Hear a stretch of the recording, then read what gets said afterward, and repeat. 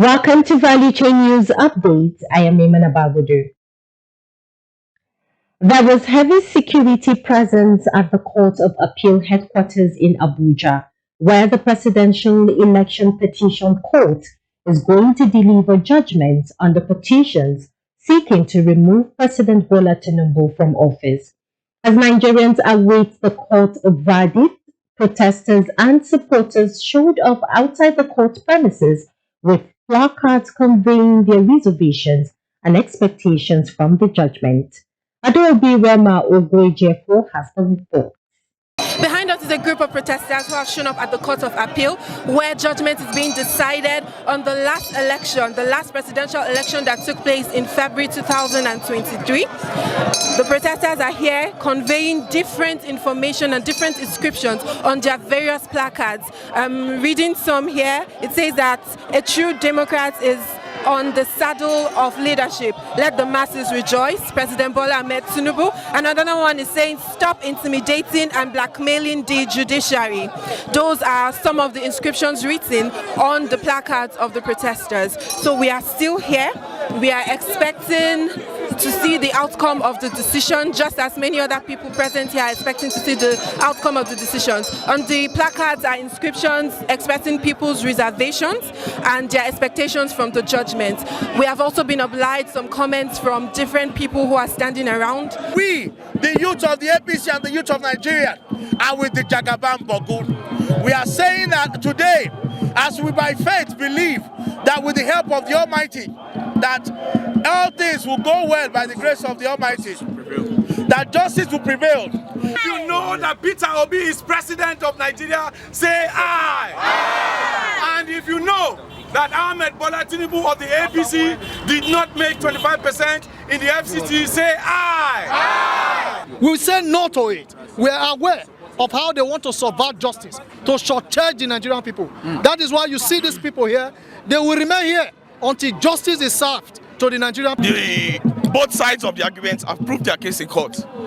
We are here today because we know that the judiciary cannot be blackmailed, they cannot be succumbed to intimidation, and we know that the judgment will reflect the true wishes of the Nigerian people. There are indications that the federal government may have returned subsidy payment on petroleum using the supposed commercialized Nigerian National Petroleum Company Limited to manage the market shocks and maintain monopoly of the downstream segment of the nation's oil and gas industry. According to experts' analysis, about 318 billion naira monthly losses are now recorded on petrol and may be calculated as under recovery by the supposed NNPC Limited. A cross-section of Nigerians told Value Chain TV that the country's problem is bad leadership and not the removal or return of subsidy on fuel. Well, that is not even our major problem in Nigeria. It's just one of our problems. Fuel subsidy is not our problem. We need a government that will make decisions that will affect the lives of both the poor masses and everyone. The thing is, removing subsidy or bringing it back is not actually the problem of the ordinary Nigerian. For me, I feel like if you want to take off subsidy, right, there should be processes, right? You should consider the people, the poor masses. The Nigerian Army, in collaboration with the Nigerian Security and Civil Defense Corps, uncovered at least 12 illegal oil refining sites in Orawa Creek, Ughelli South local government area of Delta State. This was revealed earlier in a statement by the Director of Army Public Relations, Brigadier General Onyema Uwachuku. The full report. The Army said the troops of 181 Amphibious Battalion conducted the anti-oil theft operations and cracked down on oil thieves. The troops also intercepted stolen crude oil in Udu and Sekelewu, Warri, northern local government areas of the state.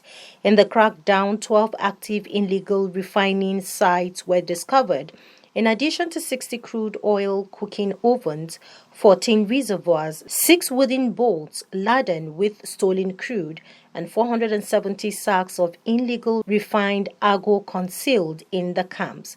Similarly, the troops also intercepted a vehicle conveying 25 polythene bags of suspected illegally refined agro in Ogbodu community in the Idu local government area of Delta State.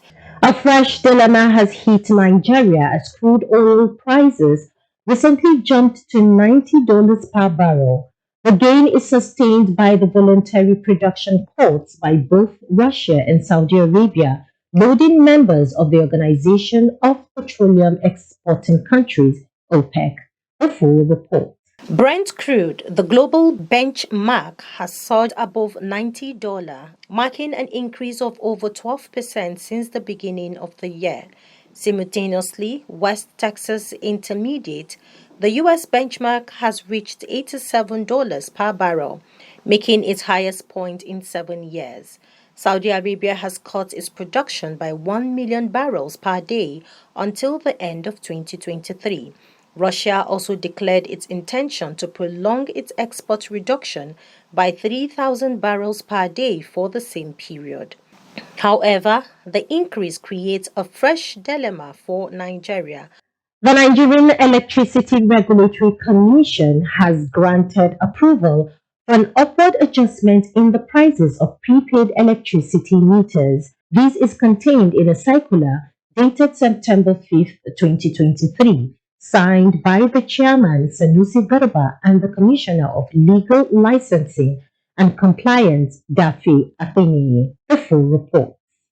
A single-phase prepaid meter will now be priced at 81,975 naira, up from the previous 58,661 naira, while the cost of a three-phase prepaid meter has been raised to 143,836 naira from the previous 109,684,000 naira. As detailed in the circular, the price adjustment is to create an equitable and sensible meter pricing system that will be fair to both meter asset providers, MAPs, and end-user customers. Thanks for watching Value Chain News Updates. I am Neman Abagudu. Good evening.